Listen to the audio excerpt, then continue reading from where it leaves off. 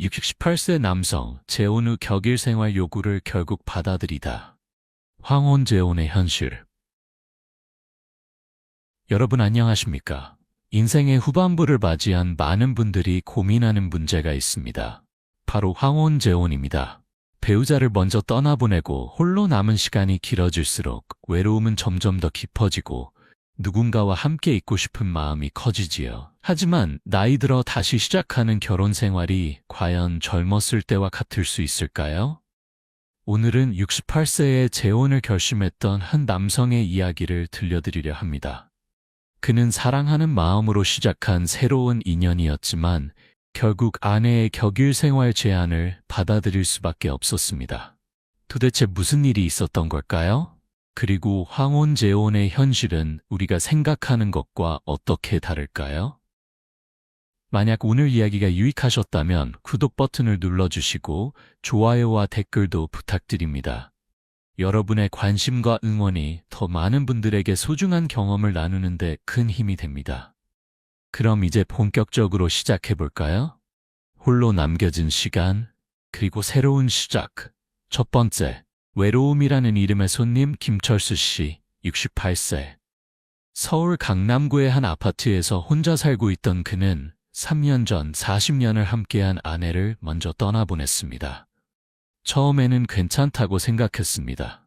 자식들도 다 컸고 손주들도 잘 자라고 있으니 이제는 혼자만의 시간을 즐겨도 좋을 것 같았습니다. 하지만 시간이 지날수록 그 공허함은 점점 더 커져만 갔습니다. 아침에 눈을 떠도 옆자리는 텅 비어 있었고 맛있는 음식을 해도 혼자 먹는 밥상은 쓸쓸했습니다. 저녁 드라마를 보다가 웃긴 장면이 나와도 함께 웃을 사람이 없었고 밤에 잠이 안 와서 뒤척이다가도 말을 건넬 사람이 없었습니다. 자식들은 자주 전화를 걸어주고 주말마다 찾아와 주었지만 그들에게도 각자의 삶이 있었습니다. 며느리 눈치도 보였고 손주들을 돌보느라 바쁜 아들과 딸에게 자꾸 의지하는 것도 미안했습니다. 그렇게 철수 씨는 점점 혼자 있는 시간이 늘어났고 외로움은 날이 갈수록 깊어져만 갔습니다. 연구에 따르면 배우자를 잃은 노년층의 70%가 극심한 외로움을 경험한다고 합니다. 혼자 사는 시간이 길어질수록 우울증 발병률은 3배, 치매 위험은 2배 이상 증가합니다. 단순히 마음이 외로운 것이 아니라 건강까지 위협받게 되는 것이지요. 두 번째, 우연한 만남이 가져온 설렘. 그러던 어느 날, 철수 씨는 오랜만에 친구들과 함께 등산 모임에 참석했습니다. 북한산 자락의 작은 찻집에서 쉬고 있을 때 한 여성이 그의 시선을 사로잡았습니다. 이영숙 씨, 65세. 단정한 차림에 온화한 미소를 띤 그녀는 역시 혼자 온 것처럼 보였습니다. 친구의 소개로 인사를 나누게 되었고 자연스럽게 대화가 이어졌습니다. 영숙 씨 역시 2년 전 남편을 먼저 떠나보낸 과부였습니다. 두 사람은 비슷한 처지에 있었고 서로의 외로움을 이해할 수 있었습니다. 그렇게 첫 만남 이후 두 사람은 자주 연락을 주고받게 되었습니다. 처음에는 가벼운 차 한 잔으로 시작했지만 점점 만남의 횟수가 늘어났습니다. 함께 영화도 보고 공원을 산책하며 이야기를 나누었습니다. 철수 씨는 오랜만에 누군가와 함께 있는 시간이 즐거웠고 영숙 씨 또한 그의 배려 깊은 성격에 호감을 느꼈습니다. 이렇게 나이 들어서 다시 누군가를 만나게 될 줄은 몰랐어요. 처음에는 그냥 이야기 상대로 좋았는데 점점 그분 없는 하루가 허전하더라고요. 철수 씨의 말처럼 두 사람은 서로에게 점점 빠져들고 있었습니다. 6개월이 지난 어느 날 철수 씨는 용기를 내어 영숙 씨에게 재혼을 제안했습니다. 남은 인생을 함께 의지하며 살고 싶다고 말입니다. 세 번째, 자식들의 반대라는 첫 번째 관문하지만 현실은 그렇게 낭만적이지만은 않았습니다.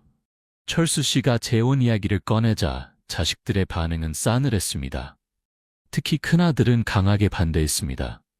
아버지, 어머니 돌아가신 지 얼마나 됐다고 벌써 다른 여자를 생각하세요? 우리 어머니한테 너무한 거 아닙니까? 아버지, 혹시 그분이 재산을 노리는 건 아닐까요? 요즘 황혼 재혼 사기가 얼마나 많은데요? 며느리는 더 직접적이었습니다. 아파트 명의 문제, 상속 문제, 재산 분할 문제 등 현실적인 걱정들을 쏟아냈습니다. 딸도 처음에는 아버지의 행복을 바란다고 했지만 막상 구체적인 이야기가 나오자 여러 가지 조건을 제시하기 시작했습니다. 아버지가 행복하신 게 제일 중요하죠. 하지만 혼인신고는 하지 마세요. 그냥 사실혼 관계로 지내시는 게 어때요? 만약에 나중에 무슨 문제가 생기면 정리하기도 쉽고요. 철수 씨는 자식들의 반응에 실망했지만 그들의 걱정도 이해할 수 있었습니다. 실제로 황혼 재혼 후 재산 문제로 가족 간의 갈등이 생기는 경우가 많았고 심지어 소송까지 가는 사례도 적지 않았으니까요. 통계에 따르면 60대 이상 재혼 부부의 40%가 자녀들의 반대를 경험한다고 합니다. 그리고 그중 60%는 자녀들의 반대로 인해 재혼을 포기하거나 연기하게 됩니다. 네 번째, 영숙 씨의 고민과 결단. 영숙 씨 역시 비슷한 상황이었습니다. 그녀에게는 2명의 딸이 있었는데 특히 큰딸의 반대가 심했습니다. 큰딸은 어머니가 아버지의 유산과 연금으로 편하게 살고 있는데 왜 굳이 다른 남자와 재혼을 하려고 하느냐며 이해할 수 없다는 반응을 보였습니다. 엄마, 외로우시면 저희가 더 자주 찾아뵐게요. 굳이 재혼까지 하실 필요 있어요? 그분 자식들도 있을 텐데 나중에 재산 문제로 싸우게 되면 어쩌려고요? 영숙 씨는 깊은 고민에 빠졌습니다. 철수 씨를 사랑하는 마음은 진심이었지만 자식들과의 관계가 나빠지는 것도 원하지 않았습니다. 밤새도록 고민한 끝에 그녀는 한 가지 결론을 내렸습니다. 결혼은 하되 각자의 집에서 생활하자는 것입니다. 즉, 격일 생활 방식으로 재혼 생활을 시작하자는 제안이었습니다. 월요일, 수요일, 금요일은 철수 씨 집에서, 화요일, 목요일, 토요일은 영숙 씨 집에서 함께 지내고 일요일은 각자 자기 자식들과 시간을 보내자는 것이었습니다. 이렇게 하면 각자의 재산과 생활 공간을 유지하면서도 외로움을 달랠 수 있고 자식들에게도 부담을 덜 줄 수 있다고 생각했습니다. 격일 생활의 시작과 예상치 못한 갈등. 첫 번째, 처음에는 괜찮았던 새로운 일상. 철수 씨는 처음에 영숙 씨의 제안을 받아들이기 어려웠습니다. 결혼을 한다면 당연히 함께 살아야 하는 것 아닌가? 격일로 만나는 것이 무슨 결혼 생활인가 싶었습니다. 하지만 자식들의 반대도 심했고 영숙 씨가 이 방법이 아니면 재혼을 할 수 없다고 하자 결국 그녀의 제안을 받아들이기로 했습니다. 2022년 3월 두 사람은 작은 결혼식을 올렸습니다.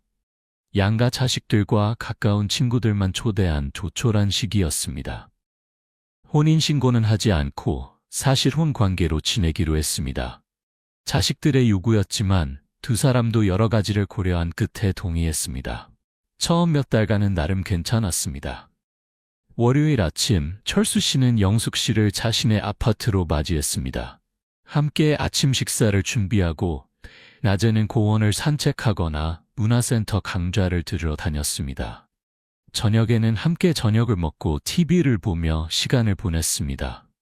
처음에는 이것도 나쁘지 않다고 생각했어요. 함께 있을 때는 정말 행복했고 혼자 있는 날에도 내일이면 또 만날 수 있다는 기대감이 있었으니까요. 하지만 시간이 지나면서 작은 불편함들이 하나둘씩 쌓이기 시작했습니다. 두 번째, 생활 습관의 차이라는 벽. 함께 살아보니 40년을 각자 다른 사람과 살아온 두 사람의 생활 습관은 너무나 달랐습니다. 철수 씨는 아침형 인간이었습니다. 새벽 5시면 눈이 떠져서 간단한 운동을 하고 6시에는 아침 식사를 했습니다. 반면 영숙 씨는 저녁형 인간이었습니다. 밤 늦게까지 TV를 보거나 책을 읽다가 잠들고 아침에는 8시가 되어야 겨우 일어났습니다. 철수 씨가 새벽에 일어나 움직이는 소리에 영숙 씨는 잠을 설쳤고 영숙 씨가 밤늦게까지 TV를 보며 웃는 소리에 철수 씨는 짜증이 났습니다. 처음에는 서로 이해하려고 노력했지만 매일 반복되는 일이다 보니 점점 스트레스가 쌓여갔습니다. 식사 습관도 달랐습니다. 철수 씨는 짠 음식을 좋아했지만 영숙 씨는 건강을 위해 싱겁게 먹는 것을 선호했습니다. 철수 씨가 좋아하는 찌개를 끓이면 영숙 씨는 너무 짜다며 물을 타서 먹었고, 영숙 씨가 만든 반찬은 철수 씨에게는 맛이 없었습니다. 처음에는 서로 맞춰보려고 했어요. 하지만 60년 넘게 몸에 뺀 습관을 바꾸는 게 쉬운 일이 아니더라고요. 점점 식사 시간이 즐겁지 않았습니다. 세 번째, 공간의 문제와 소유욕. 더 큰 문제는 공간의 문제였습니다. 철수 씨의 아파트는 그가 40년 동안 살아온 공간이었습니다.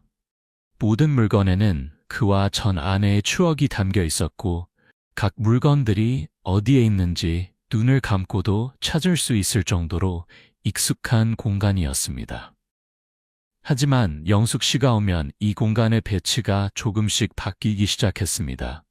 영숙 씨는 자신이 사용하기 편한 대로 주방 기구를 재배치했고, 거실의 소파 위치도 옮겼습니다. 자기 집에서 가져온 화분과 장식품들을 여기저기 놓았습니다. 철수 씨는 처음에는 아무 말 하지 않았지만 점점 자기 집이 아닌 것 같은 느낌이 들기 시작했습니다.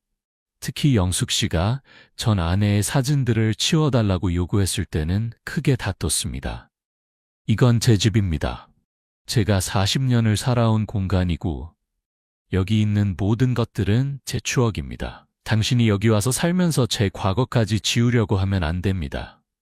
저도 65세 노인입니다. 제 허리도 아프고 무릎도 아파요.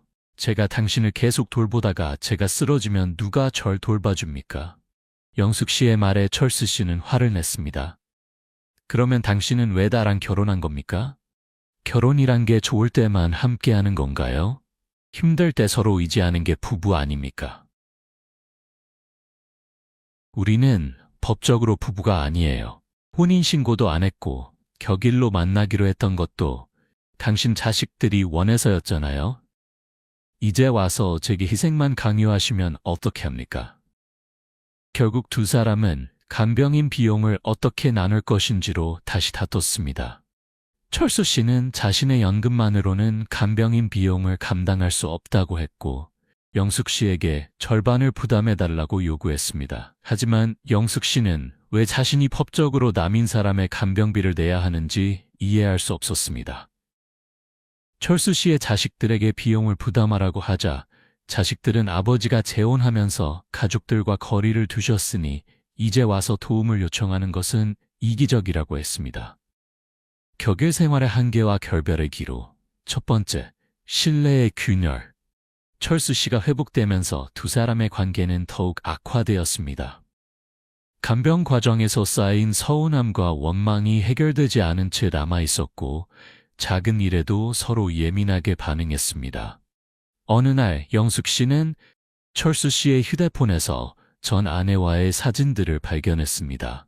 철수 씨가 삭제하지 않고 계속 간직하고 있었던 것입니다. 심지어 밤에 혼자 그 사진들을 보며 눈물을 흘린 적도 있다는 것을 알게 되었습니다. 당신은 아직도 전 부인을 잊지 못하는 거죠? 그러면서 저한테는 헌신을 요구하는 겁니까? 그 사람은 제가 40년을 함께 산 사람입니다. 추억을 간직하는 것이 잘못입니까? 당신도 전 남편 생각하지 않습니까? 저는 새로운 인생을 살기 위해 재혼을 결심한 겁니다. 과거에 매달리면서 새 출발을 할 수는 없어요. 두 사람은 서로 원하는 재혼의 의미가 다르다는 것을 깨닫기 시작했습니다. 철수 씨는 외로움을 달래줄 동반자를 원했지만 영숙 씨는 진정한 새 출발을 원했습니다. 두 번째, 자식들의 개입과 압박 상황은 더욱 복잡해졌습니다. 철수 씨의 자식들은 아버지가 영숙 씨에게 너무 많은 것을 의존하고 있다며 불편해했고, 영숙 씨의 자식들은 어머니가 남의 집 식모처럼 일하고 있다며 분개했습니다. 큰아들은 아버지에게 직접적으로 말했습니다. 아버지, 이렇게 사실 거면 차라리 혼자 사시는 게 낫지 않겠어요? 영숙 씨도 힘들어하시고 저희도 보기 불편합니다. 간병인을 고용하시거나 요양원을 알아보시는 게 어떨까요? 영숙 씨의 큰딸은 더 강경했습니다. 엄마, 이제 그만 정리하세요. 엄마 인생 다 버리면서까지 남의 노인 간병할 필요 없어요. 법적으로도 아무 관계 아니잖아요. 지금 정리 안 하면 나중에 더 큰 문제 생겨요. 양쪽 자식들의 압박은 두 노인에게 큰 스트레스였습니다. 처음에는 자식들 몰래 만나던 사랑이 이제는 자식들의 감시 속에서 숨죽여야 하는 관계가 되어버렸습니다. 세 번째, 마지막 대화. 2023년 가을, 재혼 1년 6개월 만에 두 사람은 진지한 대화를 나누기로 했습니다. 한강공원의 벤치에 나란히 앉아 침묵이 흘렀습니다. 먼저 입을 연 것은 영숙 씨였습니다. 철수 씨, 우리 솔직하게 이야기합시다. 지금 행복하세요? 철수 씨는 한참을 말없이 강물을 바라보다가 천천히 고개를 저었습니다. 아니요. 처음 만났을 때의 그 설렘과 행복은 이제 없습니다.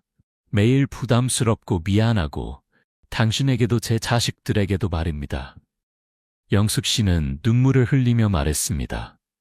저도 마찬가지예요. 사랑한다는 마음으로 시작했는데 어느새 의무와 책임만 남았어요.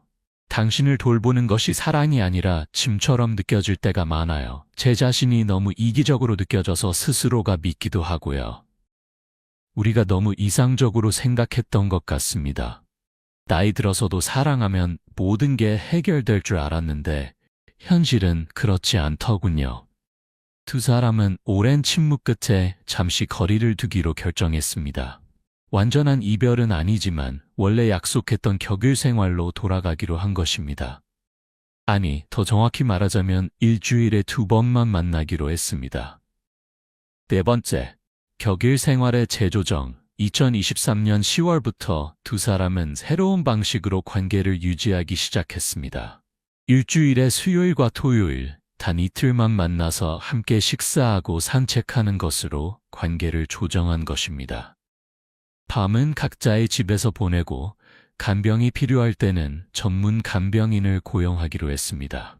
비용은 철수 씨가 부담하되 자식들에게도 일부 지원을 요청하기로 했습니다. 처음에는 이 방식이 서먹하고 어색했습니다. 일주일에 2번만 만나는 것이 무슨 부부냐는 생각도 들었습니다. 하지만 시간이 지나면서 오히려 이 방식이 두 사람에게 더 편안했습니다. 만나는 날에는 서로에게 집중할 수 있었고 혼자 있는 날에는 자신만의 시간을 가질 수 있었습니다. 매일 함께 있을 때 느꼈던 부담감과 답답함이 사라지고 다시 만났을 때의 반가움이 생겼습니다. 이상하게도 일주일에 2번만 만나니까 오히려 당신이 더 그립고 소중하게 느껴지네요. 매일 함께 있을 때는 당신의 단점만 보였는데 이제는 좋은 점들이 다시 보입니다. 철수 씨의 말에 영숙 씨도 고개를 끄덕였습니다. 우리가 너무 조급했던 것 같아요. 결혼이라는 형식에 매달려서 억지로 매일 함께 있으려고 했던 게 오히려 관계를 망쳤는지도 몰라요.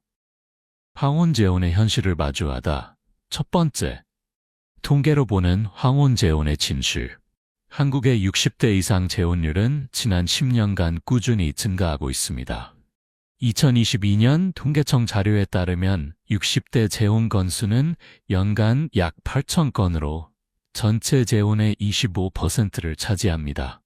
하지만 그 이면에는 충격적인 수치들이 숨어 있습니다. 황혼재혼 부부의 이혼율은 일반 부부보다 3배 높으며 재혼 후 3년 이내에 파경을 맞는 비율이 45%에 달합니다. 가장 큰 이혼 사유는 다음과 같습니다. 첫째, 생활 습관의 차이 68. 60년 이상 각자 다른 방식으로 살아온 사람들이 갑자기 함께 생활하는 것은 생각보다 훨씬 어렵습니다. 아침형과 저녁형, 깔끔한 성격과 대충대충 사는 성격, 식사 습관, 청결 기준 등 모든 것이 다릅니다. 둘째, 자녀들의 반대와 재산 분쟁. 양쪽 자녀들은 부모의 재혼을 달갑게 여기지 않습니다. 특히 재산 상속 문제가 얽히면서 가족 간 갈등이 심화됩니다. 일부 자녀들은 부모가 재혼 상대에게 재산을 넘기지 못하도록 법적 조치를 취하기도 합니다. 셋째, 건강 문제와 간병 부담 58%. 나이가 들수록 건강이 악화되는 것은 당연합니다.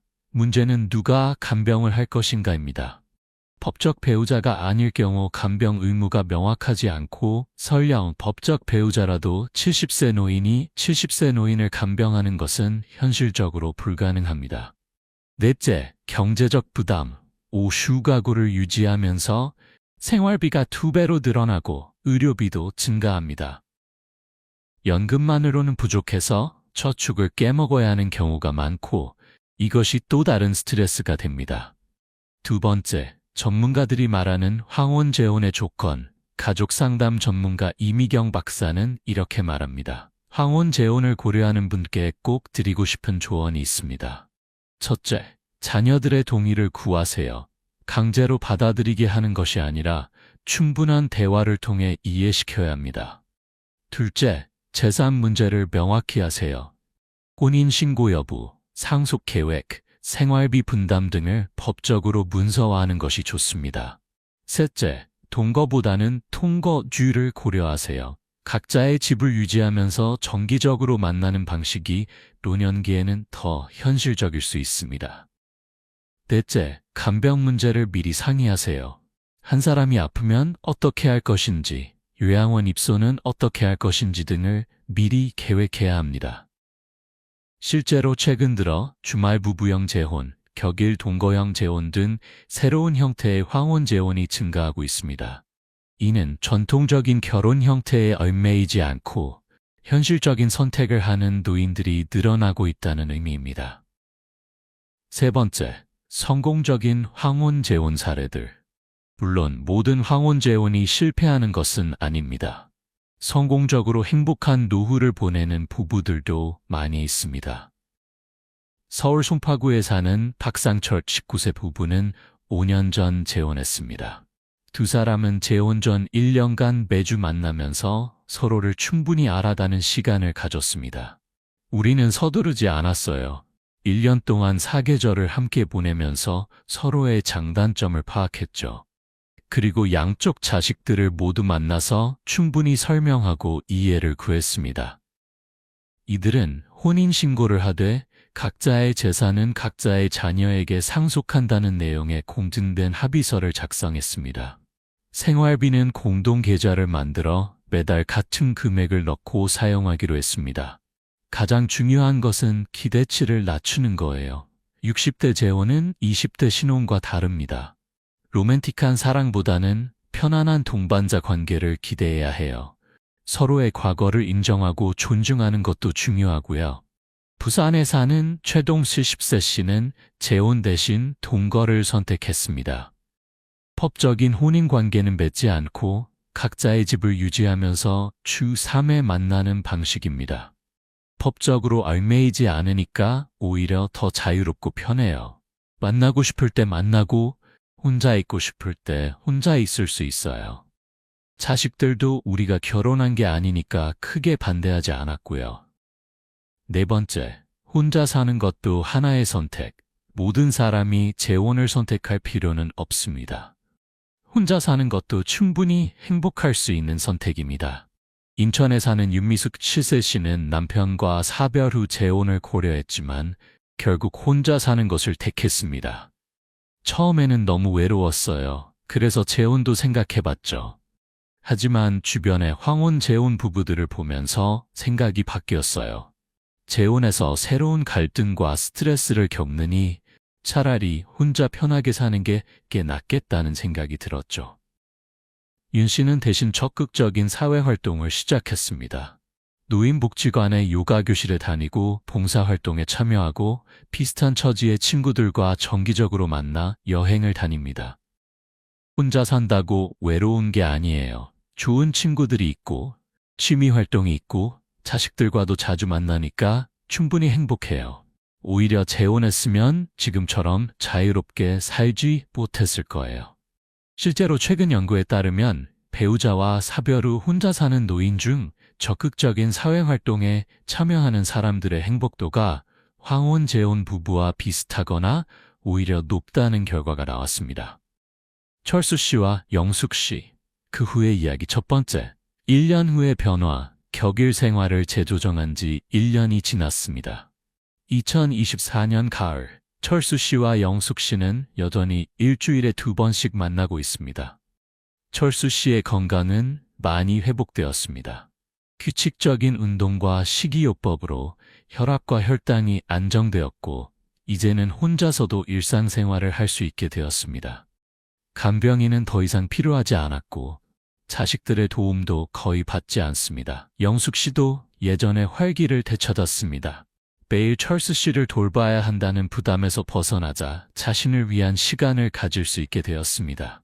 요가 교실에 다니고 친구들과 여행도 다니고 손주들도 자주 봅니다. 이상하죠? 헤어진 것도 아니고 격일로만 만나는데 오히려 관계가 더 좋아졌어요. 만날 때마다 반갑고 헤어질 때는 아쉽고 다음 만남이 기다려져요. 신혼 때처럼요. 철수 씨도 비슷한 감정을 느낍니다. 매일 함께 있을 때는 당연하게 여겼는데 일주일에 2번만 만나니까 그 시간이 너무 소중해요. 더 정성스럽게 준비하게 되고 더 친절하게 대하게 되고 사소한 것에도 감사하게 돼요. 2번째, 자식들의 변화된 태도. 놀랍게도 양쪽 자식들의 태도도 변했습니다. 철수 씨의 큰아들은 아버지가 건강을 회복하고 행복해 하시는 모습을 보면서 생각이 바뀌었습니다. 처음에는 재혼을 반대했는데 지금 생각해보면 제가 너무 이기적이었던 것 같아요. 아버지의 행복보다 저희 집안의 재산을 더 걱정했으니까요. 지금은 아버지가 영숙 씨와 좋은 관계를 유지하시는 게 감사해요. 아버지가 외롭지 않으시니까요. 영숙 씨의 딸들도 마찬가지였습니다. 엄마가 매일 간병하실 때는 정말 걱정했어요. 엄마 건강까지 망치는 거 아닌가 싶어서요. 하지만 지금은 엄마가 자기 삶을 사시면서도 좋은 분과 관계를 유지하시니까 안심이 돼요. 자식들은 이제 2 사람의 만남을 적극적으로 지지합니다. 명절에는 양가가 함께 모여 식사를 하기도 하고 생일이나 기념일에는 선물을 준비해 주기도 합니다. 3번째, 새로운 형태의 관계 정립. 철수 씨와 영숙 씨는 자신들의 관계를 새롭게 정의했습니다. 법적인 부부도 아니고 그렇다고 단순한 친구도 아닌 인생의 동반자라는 개념입니다. 우리는 전통적인 의미의 부부는 아니에요. 하지만 서로를 아끼고 존중하는 소중한 관계죠. 어떤 형식에 얽매이지 않고 우리가 편한 방식으로 관계를 유지하는 거예요. 2 사람은 명확한 규칙을 만들었습니다. 1. 만남의 원칙. 일주일에 수요일과 토요일 만남. 단 한쪽이 아프거나 특별한 일이 있으면 조정 가능. 2. 경제적 독립. 각자의 재산과 수입은 완전히 분리. 만날 때의 식사비나 문화생활비는 번갈아가며 부담. 3. 건강관리. 간병이 필요한 상황이 오면 전문 간병인 고용. 비용은 아픈 사람이 부담하되 상대방은 정서적 지원. 4. 자녀와의 관계. 각자의 자녀들과의 관계를 최우선으로. 상대방의 자녀 문제에는 개입하지 않음. 5. 개인 공간 존중. 각자의 집은 각자의 영역. 상대방의 허락 없이 물건을 옮기거나 바꾸지 않음. 6. 과거 존중. 서로의 과거 배우자에 대한 추억을 존중하고 질투하지 않음. 이러한 명확한 규칙 덕분에 2 사람은 불필요한 갈등을 피할 수 있었습니다. 4번째, 다른 황혼 커플들에게 전하는 조언. 철수 씨와 영숙 씨의 이야기가 지역신문에 소개되면서 비슷한 고민을 하는 많은 노인들이 2 사람을 찾아왔습니다. 2 사람은 자신들의 경험을 바탕으로 진심 어린 조언을 건넸습니다. 영숙 씨의 조언. 황혼 재혼을 고려하신다면 먼저 자신에게 물어보세요. 왜 재혼을 하려고 하는가? 단순히 외로워서라면 재혼 말고도 외로움을 해결할 방법은 많아요. 친구를 사귀고 취미 활동을 하고 봉사를 하는 것만으로도 충분히 행복할 수 있어요. 만약 정말 사랑하는 사람을 만났다면 서두르지 마세요. 최소 1년은 만나면서 서로를 충분히 알아가세요. 내 계절을 함께 보내면서 좋을 때뿐만 아니라 힘들 때의 모습도 봐야 해요. 그리고 자식들과 충분히 대화하세요. 강제로 받아들이게 하는 게 아니라 이해시키는 거예요. 재산 문제도 명확히 하고 법적인 부분도 확실히 해두세요. 철수 씨의 조언. 재혼한다고 해서 20대 신혼처럼 될 거라고 기대하지 마세요. 60년 이상 각자 다르게 살아온 사람들이 완벽하게 맞을 수는 없어요. 서로의 다름을 인정하고 존중하는 게 중요합니다. 매일 함께 살아야 한다는 강박관념을 버리세요. 격일로 만나는 것도 재혼이고 일주일에 2번만 만나는 것도 충분히 의미 있는 관계예요. 형식보다는 내용이 중요합니다. 건강 문제를 미리 상의하세요. 나이 들면 누구나 아프게 되어 있어요. 그때 어떻게 할 것인지 미리 계획을 세워두면 나중에 갈등을 줄일 수 있어요. 마지막으로 과거를 존중하세요. 상대방의 전 배우자는 지울 수 없는 존재예요. 질투하지 말고 그 추억도 인정해주는 여유가 필요합니다. 마무리, 황혼의 사랑, 형식보다 중요한 것 여러분. 오늘 우리는 68세 철수 씨의 재혼 이야기를 통해 황혼 재혼의 현실을 들여다보았습니다. 사랑으로 시작했지만 현실의 벽에 부딪혔고 결국 격일 생활이라는 타협점을 찾아 여기서 살아야 하는데 곳곳에 다른 여자 사진이 있으면 제가 어떻게 편하게 있겠어요? 과거는 과거로 간직하시고 이제는 저와 새로운 추억을 만드셔야죠. 반대로 영숙 씨의 집에 갈 때도 비슷한 문제가 발생했습니다. 영숙 씨는 자기 공간에서는 모든 것을 자기 마음대로 하고 싶어 했고 철수 씨가 뭔가를 바꾸려고 하면 불편해했습니다. 네 번째, 돈 문제로 불거진 갈등 재혼 생활에서 가장 민감한 문제 중 하나가 바로 돈 문제입니다. 두 사람은 각자의 연금과 저축으로 생활비를 충당하기로 했지만 구체적으로 어떻게 나눌 것인지는 정하지 않았습니다. 처음에는 외식을 할 때 철수 씨가 계산을 했고 장을 볼 때는 영숙 씨가 냈습니다. 하지만 시간이 지나면서 누가 얼마나 더 많이 냈는지, 누가 더 비싼 것을 샀는지 따지게 되었습니다. 특히 병원비 문제가 불거졌을 때 갈등이 커졌습니다. 철수 씨가 감기에 걸려 병원에 갔는데 영숙 씨는 자기 돈으로 약을 사주었습니다. 그런데 한 달 후 영숙 씨가 아플 때 철수 씨는 바빠서 함께 병원에 가지 못했고 영숙 씨는 이에 대해 서운함을 표현했습니다. 제가 아플 때는 병원까지 데려다주고 약값까지 내줬는데 당신은 그러지 않네요. 저한테 관심이 없으신 건가요?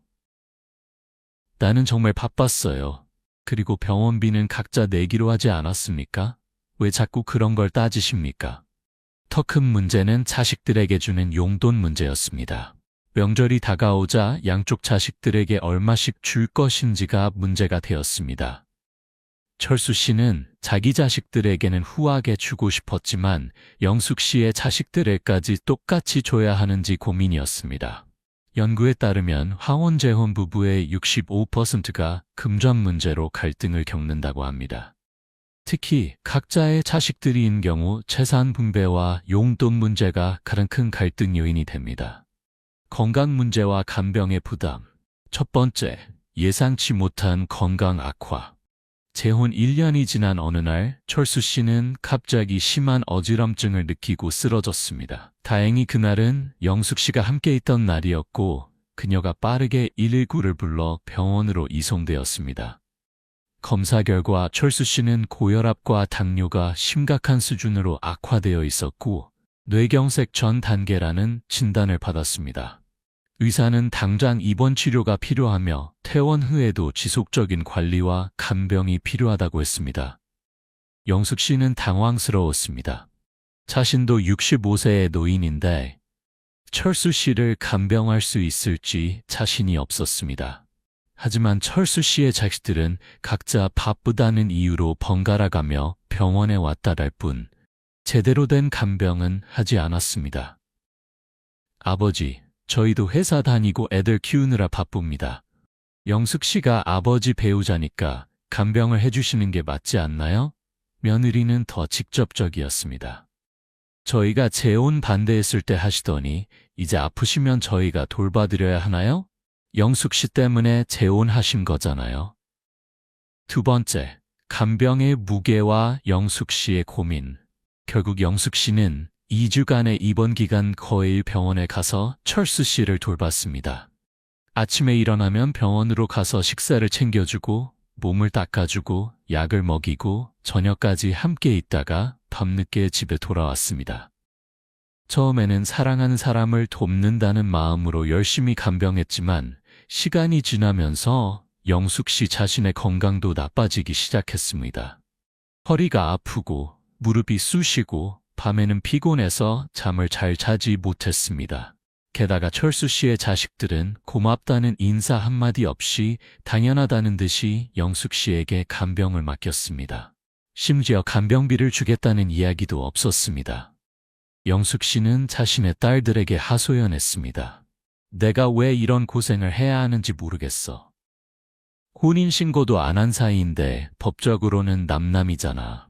그분 자식들은 제 부모도 아니고. 큰딸은 냉정하게 말했습니다. 그러니 제가 재혼하지 말라고 했잖아요. 나이 들어 재혼하면 간병 문제가 제일 큰 거라고요. 지금이라도 정리하세요, 엄마. 세 번째, 퇴원 후 더 심각해진 상황. 2주 후 철수 씨는 퇴원했지만 완전히 회복된 것은 아니었습니다. 여전히 어지럼증이 있었고 혼자서는 제대로 걸을 수도 없었습니다. 의사는 최소 3개월은 안정을 취하면서 물리치료를 받아야 한다고 했습니다. 문제는 누가 철수 씨를 돌볼 것인가였습니다. 철수 씨의 자식들은 여전히 바쁘다는 핑계로 책임을 회피했고 결국 영숙 씨가 주 간병인이 되어야 했습니다. 영숙 씨는 매일 철수 씨의 집에 가서 아침 식사를 준비하고 약을 챙겨주고 병원 물리치료에 동행했습니다. 집안 청소와 빨래도 해야 했고 저녁 식사까지 준비해야 했습니다. 처음에는 격일로 만나던 두 사람이었지만 이제는 영숙 씨가 거의 매일 철수 씨의 집에 있어야 했습니다. 영숙 씨 자신의 집은 방치되었고 자신의 건강도 챙길 수 없었습니다. 사랑해서 시작한 관계인데 이제는 의무감과 책임감으로 하루하루를 버티고 있는 것 같아요. 내 인생은 어디로 간 걸까요? 통계에 따르면 황혼-재혼 부부 중 한 명이 중병에 걸릴 경우 70%의 부부가 이혼을 고려한다고 합니다. 특히 법적 혼인관계가 아닌 사실혼의 경우 간병 의무가 명확하지 않아 더 큰 갈등이 발생합니다. 네 번째, 간병인을 고용하자는 제안과 새로운 갈등. 3개월이 지나도 철수 씨의 상태는 크게 나아지지 않았습니다. 영숙 씨는 더 이상 혼자서 간병을 감당할 수 없다고 판단하고 전문 간병인을 고용하자고 제안했습니다. 하지만 철수 씨는 반대했습니다. 간병인 비용이 얼마인데요? 한 달에 300만 원이 넘는다는데 그 돈을 어디서 구합니까? 당신이 돌봐주면 되는 거 아닙니까? 저도